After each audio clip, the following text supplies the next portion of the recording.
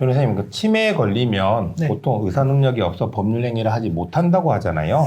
네, 의사 능력이 없는 자의 행위는 이제 법률적으로 이제 무효가 됩니다. 네. 이제 다만 이제 치매가 걸렸다고 해서 모두 의사 능력이 없는 건 아니고요. 네. 구체적인 상황에 따라서 의사 능력이 있는지 여부는 이제 별도로 판단해야 될 겁니다.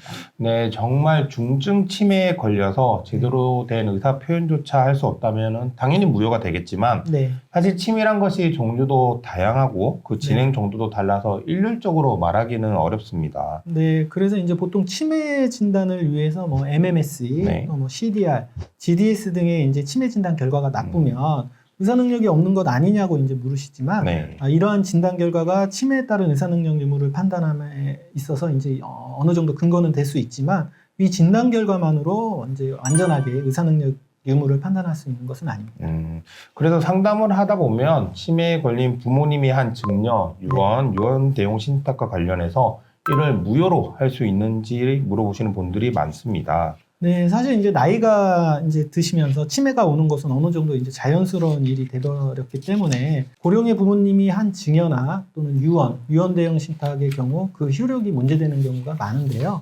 특히 치매는 이제 시간이 지나면서 이제 점점 그 증상이 나빠지는 경우가 대부분이기 때문에 증여나 유언 대용 신탁이 이루어진 후에 이를 무효로 할 경우에 그 증여 등을 할 당시에 부모님께서 의사 능력이 있었는지 여부 또 그리고 그 현재 증여 등을 무효로 만들려고 하는 것이 부모님의 진정한 의사인지 또 이에 대한 의사 능력이 있는지 여부가 문제되는 경우가 많습니다. 네, 상속 사건을 하다 보면 치매에 걸린 부모님을 속이거나 얼렁뚱땅 서류에 사인하게 해서 네. 증여, 유증, 유언 대용 신탁을 체결하는 경우가 있는데요. 네. 부모님께서 추후에 이런 사실을 알고 되돌리고자 하는 경우를 말씀하시는 거죠? 네, 그렇습니다. 이제 이런 경우에 상대방이 이제 순순하게 이제 재산을 되돌려 놓지 않으면 결국 소송을 할 수밖에 없는데요. 네. 보통 이제 재산을 가져간 상대방이 재산을 내놓는 경우가 많지 않기 때문에 결국 부모님이 원고가 돼서 그 자녀를 상대로 증여 등 무효 확인 소송을 제기하는 경우가 심심치 않게 많이 발생을 하죠. 그런데 그런 증여 등 무효 확인 소송을 하게 되면 조금 모순되지 않을까요? 예를 들어 치매 상태인 아버님이 장남에게 부동산을 유언 대용 신탁했는데 네, 이에 대해서 무효 확인 소송을 한다. 네, 그러면 소송에서 아버님이 치매라는 점을 입증해야 되는 건데 네. 결국 치매에 걸리신 분이 또 이 무효 확인 소송을 하시는 거잖아요. 일단 이제 이 부분 좀 나누어서 살펴봐야 하는데요. 일단 증여의 경우에는 이제 아버님이 사기 강박을 당했다고 이제 주장하거나 또는 치매로 정상적인 의사 판단을 하지 못했다는 점을 이제 입증해야 하고요. 네. 유언은 언제든지 이제 철회가 가능하니까 네. 이전 유언을 철회하면 될 테고요. 네. 그리고 유언 대용 신탁의 경우에는 보통 위탁자인 아버님이 이제 수익자로 되어 있는 그 자익 신탁인 경우가 많으니까 네. 이에 대해서는 이제 해지를 하거나 또는 이제 치매 등을 주장할 수 있겠죠.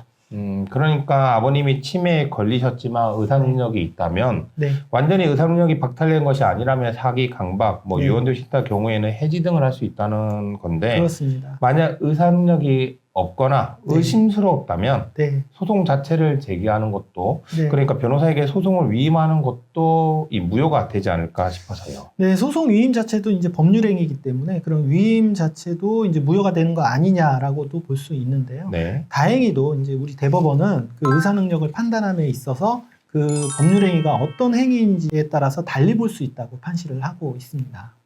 그 사례의 사실관계를 보면 네, 지능 지수가 70 정도이고 사회 연령은 6세 정도에 불과하며 읽고 쓰고 계산 능력을 제대로 갖추지 못한 상태에서 예, 본인의 부동산에 관하여 근저당권을 설정하고 대출을 받은 사례였는데요. 네. 법원은 이 대출 계약 및 근저당권 설정 계약이 무효라고 판시하였죠.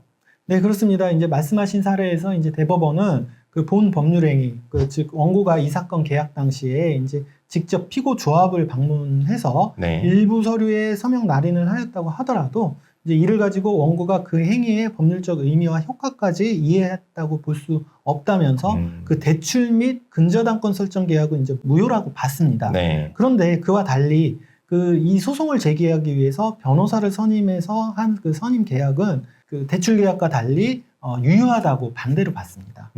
네. 그 판결에 따르면 원고가 직접 변호사에게 소송 대리를 위임해서 원고 명의로 소를 제기했는데 네. 이런 의사능력자가 한 소송 행위의 효력은 개별적인 소송 행위별로 결정되어야 그렇죠. 하므로 이 사건 소재기는 원고 자신의 권리를 위하여 예. 변호사에게 소송에 관한 대리권을 소유한다는 점에서 자신의 이익을 위한 것이므로 네. 소송 행위로서 효력을 인정할 수 있다고 판시하였죠. 네, 결국은 법률 행위마다 뭐 요구되는 의사 능력이 약간 다르다, 뭐 이런 취지가 아닌가 싶어요. 네. 그래서 이제 대출과 근저당권 계약은 무효로 받지만, 네.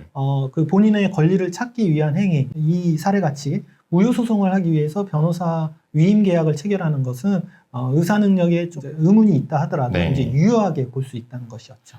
네, 오늘은 치매에 걸린 아버님께서 부모님께서 이전에 한 증여, 유언 그리고 유언 대용 신탁 등에 대해 이를 무효로 하여 본인의 권리를 찾을 수 있는지에 대해 알아보았는데요.